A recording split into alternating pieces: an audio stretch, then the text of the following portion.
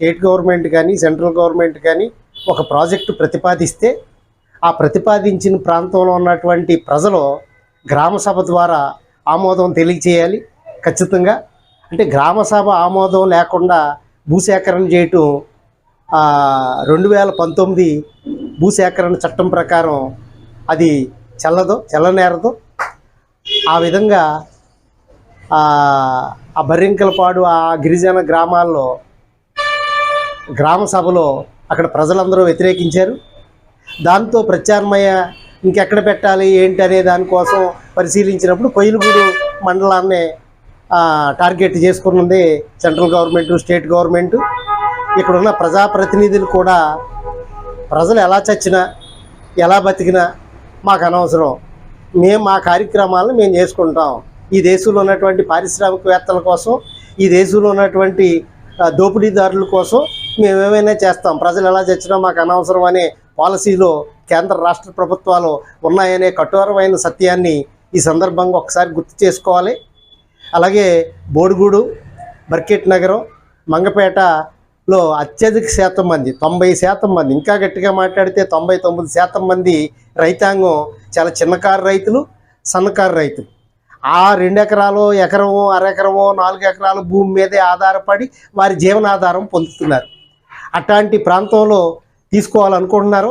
ఇది చాలా క్రూరమైన చర్య, చాలా దుర్మార్గమైన చర్య. దీన్ని కమ్యూనిస్టులు అంటే సిపిఐ వారు, సిపిఎం వారు, సిపిఎంఎల్ వారు, సిపిఎంఎల్లో చాలా పార్టీలు ఉన్నాయి. ప్రధానంగా మన ప్రాంతంలో న్యూ డెమోక్రసీ వారు అక్కడ బర్రింకలపాడులో కూడా బలంగా అపోజ్ చేశారు. న్యూ డెమోక్రసీ వారు, సిపిఐ వారు, సిపిఎం వారు కూడా బలంగా అపోజ్ చేశారు. కమ్యూనిస్టుల్ని టార్గెట్ పెట్టుకుంది సెంట్రల్ గవర్నమెంట్. ఎందుకంటే ప్రశ్నించేవారు కమ్యూనిస్టులే కాబట్టి. మిగతా వాళ్ళు అందరినీ ఎలా ఉన్నా ప్రశ్నించే వారిని నిర్మూలిస్తే వాళ్ళ పనులన్నీ చక్కగా చేసుకోవచ్చని. కాబట్టి బర్కెట్ నగరంలో, మంగపేటలో, లేకపోతే బోడిగూడులో ఉన్నటువంటి రైతాంగాన్ని, అక్కడ ఉన్నటువంటి ప్రజల్ని, ఈ కమ్యూనిస్టు ఉద్యమంలో ఉన్నటువంటి సిపిఎం వారు, సిపిఐ వారు, అలాగే దళిత గిరిజన సంఘాల వారు, ఎంఎల్ పార్టీ వారు అందరూ కూడా ఆ ప్రజల్ని చైతన్యవంతం చేయండి. గ్రామ సభలు జరిగినప్పుడు దాన్ని వ్యతిరేకిస్తే 2013 నిర్వాసితుల చట్టం ప్రకారం ఎట్టి పరిస్థితుల్లోనూ ఇక్కడ వచ్చే అవకాశం లేదు. ఇంకో ప్రత్యామ్నాయ ఏర్పాట్లు చేయొచ్చు. ఇందాక మన ఆంజనేయులు గారు చెప్పారు, అయితే కొంచెం లోతుగా చెప్పలేదు కానీ విషయం అయితే చెప్పారు. ఏంటంటే అటవీ హక్కుల చట్టం ప్రకారం, అటవీ హక్కుల చట్టం 2006 ప్రకారం ఇంతకుముందు అయితే ఏ భూమి అయినా ఎలినేట్ చేయొచ్చు కానీ రిజర్వ్ ఫారెస్ట్ చేయడానికి అవకాశం లేదు. కానీ 2006 అటవీ హక్కుల చట్టం ప్రకారం రిజర్వ్ ఫారెస్ట్ కూడా ఎలినేట్ చేసే అవకాశం వెసులుబాటు వచ్చింది. కాబట్టి మన ప్రాంతంలో జిలుగుమిల్లి మండలంలో ఆర్ఎఫ్ ఉంది, రిజర్వ్ ఫారెస్ట్ ఉంది. అలాగే బుట్టాయిగూడు మండలంలో రిజర్వ్ ఫారెస్ట్ ఉంది. పోలవరం మండలంలో కూడా కొంత ప్రాంతంలో రిజర్వ్ ఫారెస్ట్ ఉంది. కాబట్టి అది వేలేరుపాడు, కుక్కునూరు మండలాల్లో రిజర్వ్ ఫారెస్ట్ ఉంది. కాబట్టి పోలవరం నియోజకవర్గంలో దాదాపు 4-5 మండలాల్లో రిజర్వ్ ఫారెస్ట్ ఉంది. కాబట్టి 2006 అటవీ హక్కుల చట్టం ప్రకారం ఎన్ని వేల ఎకరాలైనా సేకరించవచ్చు. కాబట్టి అది ప్రత్యామ్నాయ మార్గంగా ప్రభుత్వం అంటే ప్రాజెక్ట్స్ని మనం వ్యతిరేకించట్లేదు, కానీ పేదలు పట్టుకొట్టి ప్రాజెక్టులు పెట్టొద్దు అనేదే మన డిమాండు.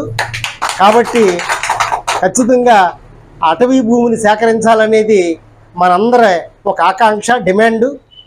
కాబట్టి అది చెయ్యాలని మెయిన్ ఈవేళ కేంద్ర హోంమంత్రి గారు అమిత్ షా గారు ఓ ప్రకటన చేశారు. ఆపరేషన్ కగార్ అని ఒకటి పెట్టి 2026 మార్చి 31 లోపల ఈ దేశంలో మావోయిస్టుల్ని, ఆయుధం పట్టిన మావోయిస్టులందరినీ ఏరేస్తాం, చివరి నక్సలైట్ని కూడా చంపిన తర్వాతే. అసలు చంపే హక్కు ఎవరికి ఇచ్చారు? ఒక మనిషిని ఇంకో మనిషి చంపాలంటే ఈ దేశంలో భారత రాజ్యాంగానుసారం, ఈ దేశంలో ఉన్నటువంటి చట్టాల ప్రకారం న్యాయ వ్యవస్థ, న్యాయ ప్రక్రియ ద్వారా మాత్రమే సాధ్యం తప్ప ఇక ఇతర న్యాయ ప్రక్రియ యాతర ఏ పద్ధతుల్లో చంపినా అది హత్యే. ఈవేళ ఆపరేషన్ కగార్ పేరుతో మావోయిస్టుల మీద జరుగుతున్నటువంటి హత్యాకాండ ఖచ్చితంగా నరేంద్ర మోడీ, అమిత్ షా ప్రభుత్వం చేసేటువంటి హత్యలనే కఠోరమైన సత్యాన్ని ఇక్కడ మీరందరూ గమనించాలని కోరుతా ఉన్నాను. ఎందుకంటే ఏదో రష్యాలో ఒక కథ ఉండేది. వాళ్ళు క్రిస్టియన్ల కోసం వచ్చారు, నేను క్రిస్టియన్ కాదు కదా అని ఊరుకున్నాను. తర్వాత వాళ్ళు కమ్యూనిస్టుల కోసం వచ్చారు, నేను కమ్యూనిస్టుని కాదు కదా అని నేను ఊరుకున్నాను. ఆ తర్వాత వాళ్ళు నా కోసమే వచ్చారు, అప్పుడు నా కోసం మాట్లాడేవాడు ఎవడో లేడు అని ఒక కథ ఉంది, ఒక సామెత ఉంది. అలాగా ఈవేళ మావోయిస్టుల మీద హత్యాకాండని మనం అంతా ఉదాసీనంగా చూస్తున్నాం. రేపొద్దున సిపిఐ మీదకి వస్తుంది, అది రేపొద్దున సిపిఎం మీదకి వస్తుంది, ఆ తర్వాత దళిత గిరిజన సంఘాల మీదకి వస్తుంది, ఆ తర్వాత సామాన్య ప్రజల మీదకి వస్తుంది. అందరినీ చంపి ఈ దేశంలో అదానీ అంబానీలను మాత్రమే లాంటి బతికించేటువంటి ఒక దుర్మార్గమైన కుట్ర జరుగుతుంది. ఆపరేషన్ కగార్ పేరుతో ఈ ఏజెన్సీలో ఉన్నటువంటి గిరిజన ప్రాంతాల్లో ఉన్నటువంటి కమ్యూనిస్టు నాయకులందరినీ ఎందుకు హతమారుస్తున్నారు? ఆ ఏజెన్సీలో ఉన్నటువంటి సహజ వనరులైనటువంటి ఖనిజాల కోసం, ఆ ఖనిజాలు ఎవరికి కట్టబెట్టడం కోసం? అదానీకి అంబానీకి కట్టబెట్టడం కోసం. కాబట్టి ఈ ఆపరేషన్ కగారు జరుగుతుందో వైపు వల్ల ఏ ఒక్కరికి ఉపాధి రాదు. ఉపాధి వచ్చేటువంటి కర్మాగారాలు పెట్టమనండి. అవసరమైతే రైతులు కొన్ని త్యాగాలు చేస్తారు, చిన్న రైతులైనా పెద్ద రైతులైనా. ఆ రైతు కుటుంబానికి ఒక ఉద్యోగం ఇవ్వడం, అలా ఏ పాలసీస్ ఉన్నాయి 2013 నిర్వాసితుల చట్టాన్ని అనుసరించి. కానీ ఇది కేవలం ఒక డిపో మాత్రమే, ఆయుధ కర్మాగారం కాదు ఇది. ఆయుధ డిపో అంటే ఎక్కడో తయారు చేసిన ఆయుధాలు తీసుకొచ్చి ఇక్కడ డంప్ చేసి నిల్వ చేస్తారు, మళ్ళీ అవసరం వచ్చినప్పుడు వీటిని పట్టుకెళ్ళి ఉపయోగిస్తారు వారి సమయంలో. అట్లాంటి ఈ డిపోని ఖచ్చితంగా మనం వ్యతిరేకించాల్సిందే. మీరు కావాలంటే ఇట్లాంటి డిపోని మీరు అటవీ ప్రాంతం ఉంది మన ప్రాంతంలోనే, ఒక 5-6 మండలాల్లో, కాబట్టి అవి పెట్టుకోండి.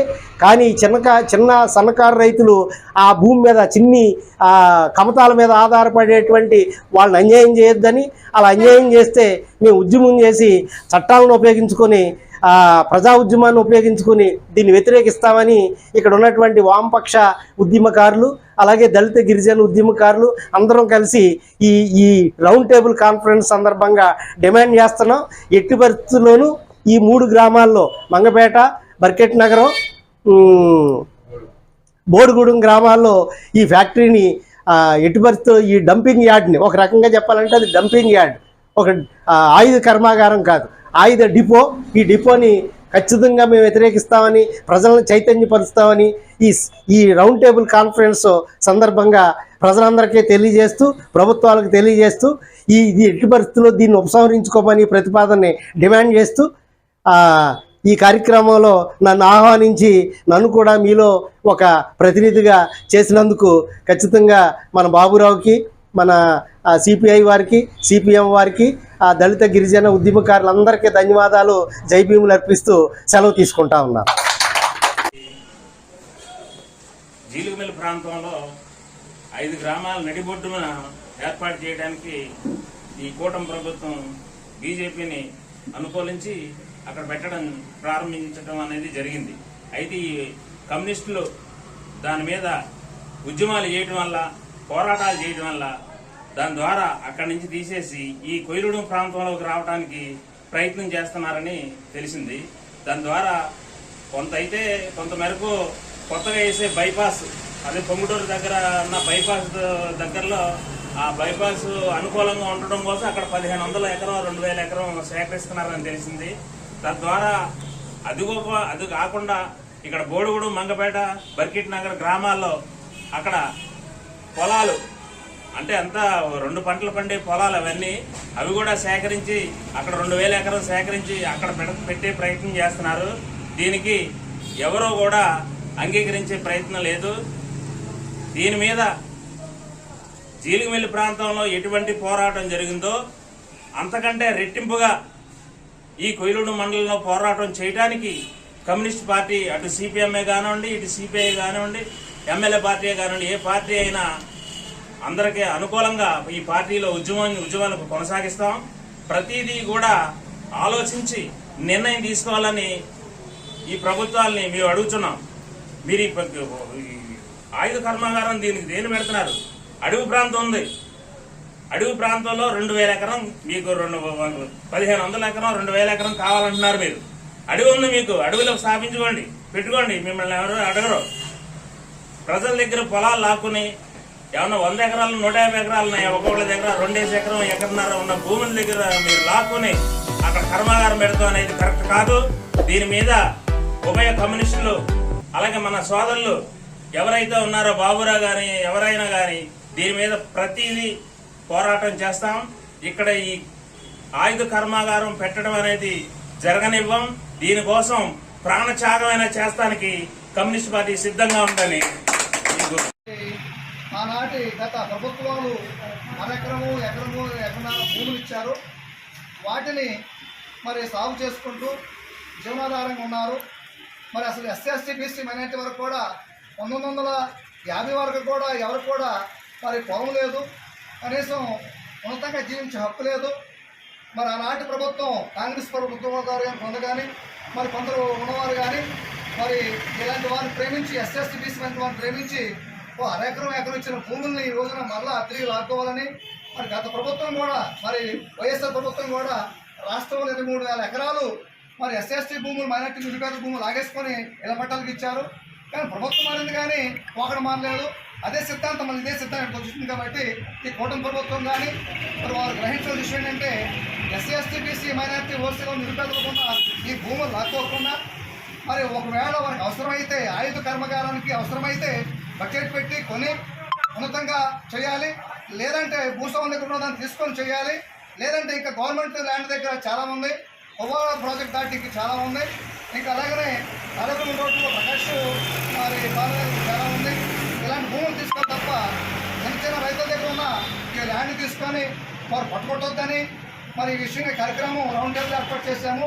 పెద్దలు అన్నయ్య గారు మరి ప్రొఫెసర్ అయిన విద్యావేత్త అయిన అల్వన్ శంకర్ రావడం ఒక విషయము, అలాగనే మరి సిపిఎం వారు అలాగనే ఎమ్మెల్యే పార్టీ మరి ఆదిదండోళ మహానాడు